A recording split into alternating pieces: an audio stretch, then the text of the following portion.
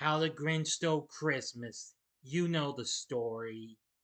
Popular kids book by Dr. Seuss. The green creep who lives on top of Mount Crumpet, just miles or something like that from Whoville, steals Christmas from the Who's. Well, prepare yourselves because you're about to hear this in a different way. That'll take place many years later because this is my review of the horror version of the Grinch itself, the meme one.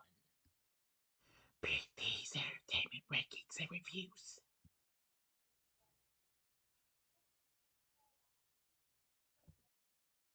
So, greetings, my fellow YouTubers, and welcome to Big D's Entertainment Rankings and Reviews.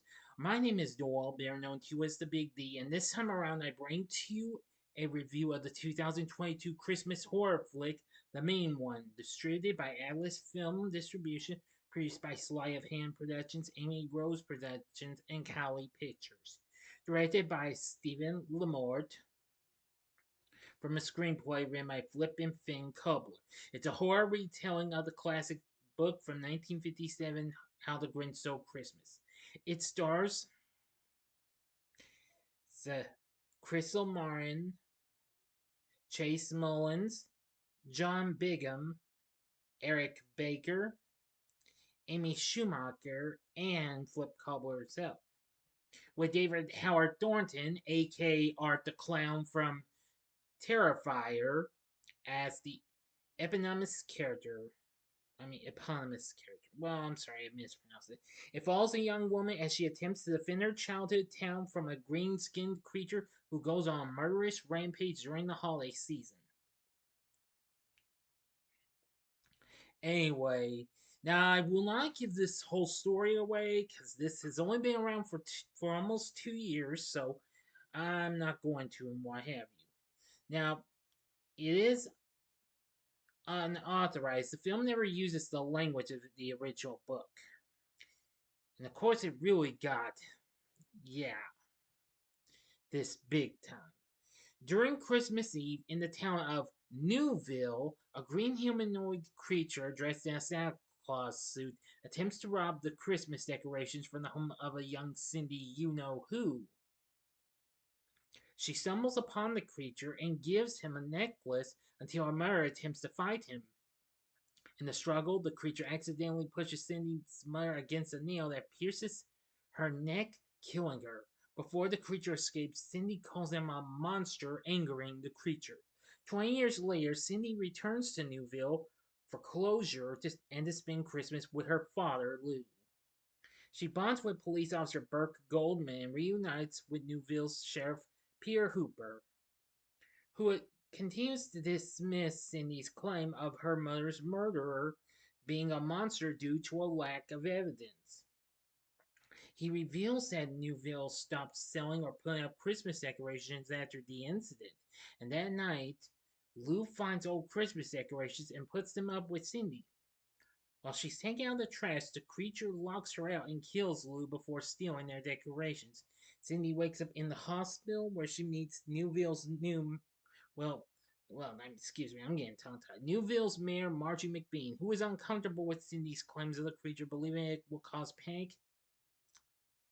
And apparently, after her father's funeral, Cindy finds a rare flower in her home and traces it to a mountain via a website. She finds the wallet of a missing person and she sees the creature killing a couple before retreating. Yep.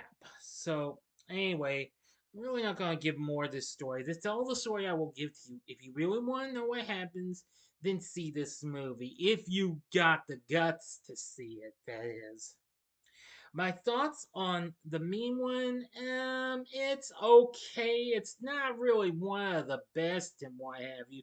Although I will say, I actually do think it's a. I'd rather watch this over the crap we got more recently with the Mousetrap, though. Heck, I'd even go with this over the first Winnie the Pooh Blood and Honey, even. Anyway, actually, it has been a year since it got released on physical media. But again, I was not quite impressed with a horrifying version of the Grinch. Sorry. Rotten Tomatoes has a score of 21, saying a killjoy entry into the debauched children's story horror canon. The film delivers a seasonally macabre bag of lime green coal. Metacritic has a 29 of a score.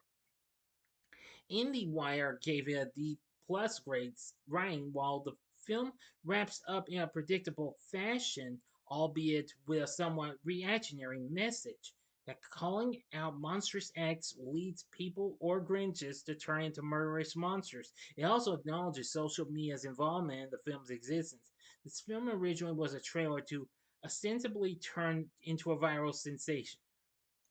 So much so that it motivated Lamore to make a full length feature. Sure enough, the film plays like a plotting 9-minute version of a 2-minute joke that doesn't even have the decency to be funny. A sight gag of a killer Grinch is good for a snort or a half hearted chuckle.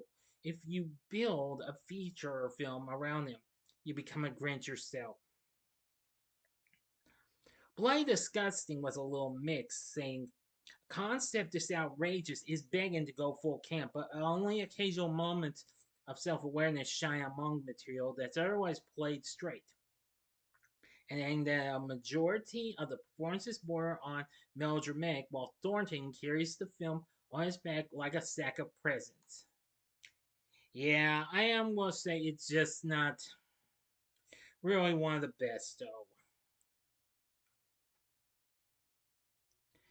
But anyway,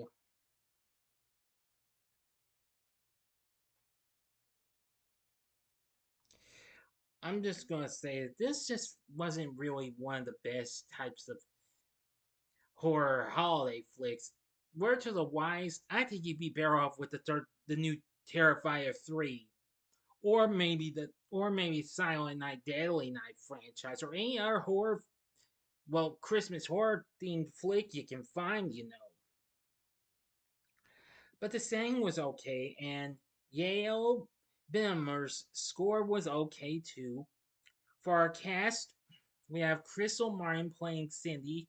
I think she's one of the only characters I feel like is fine and what have you. Chase Mullins plays Detective Burke. Eric Baker played Sheriff Hooper, and Flip Kubler played Lou. Amy Schumacher played Mayor McBean. John Bigham played the character of Doc Zeus. That's spelled with a Zeus, not an Seus like Dr. Seuss is actually spelled. Yeah, so those characters are kind of hit or miss. Cindy was an okay character. She was probably one of the only ones that I thought was fair enough. But it was David Howard Thornton who did an exceptionally pretty good job on the mean one. Well, I don't really think I'd factually consider it to be as good as his portrayal of Art the Clown in the Terrifier franchise, but still he manages to do a good job on it though. Anyway, you can find this if you really want to see this film. I could advise you to give it a one-time watch, but if you don't feel like this is a film for you, then simply avoid this at all cost. Because the story's alright, and the score's okay too.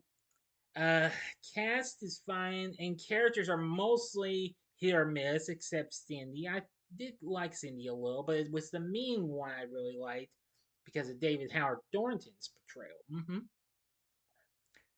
But anyway, that's about it. That's about all I can tell you about the mean one. Not really that great of a Christmas slasher in my book, but still, I'd rather watch this over the Mousetrap any day. Anyway, you can check this out on physical media, and it's also currently playing on Stars as well.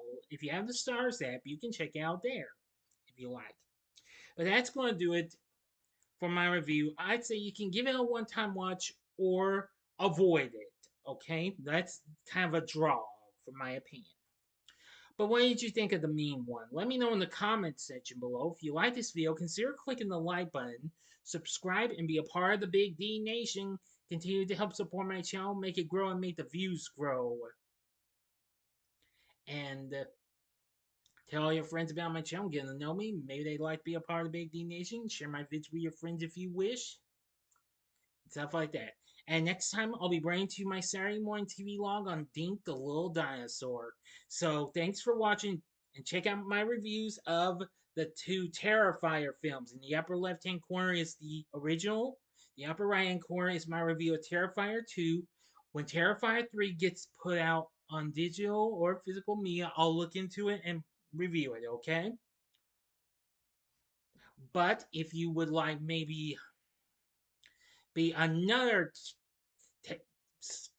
killer take on a classic, here's another film I would rather watch, and I'd rather watch this over its predecessor. My recent spoiler-free review of Winnie the Pooh Blood and Honey 2. And in the bottom right-hand corner is the button you can click to subscribe. If you like rankings and reviews on movies, TV, music, video games, etc., then I'm your guy. Thanks for watching. Until next time, I'm the Big D saying, see ya.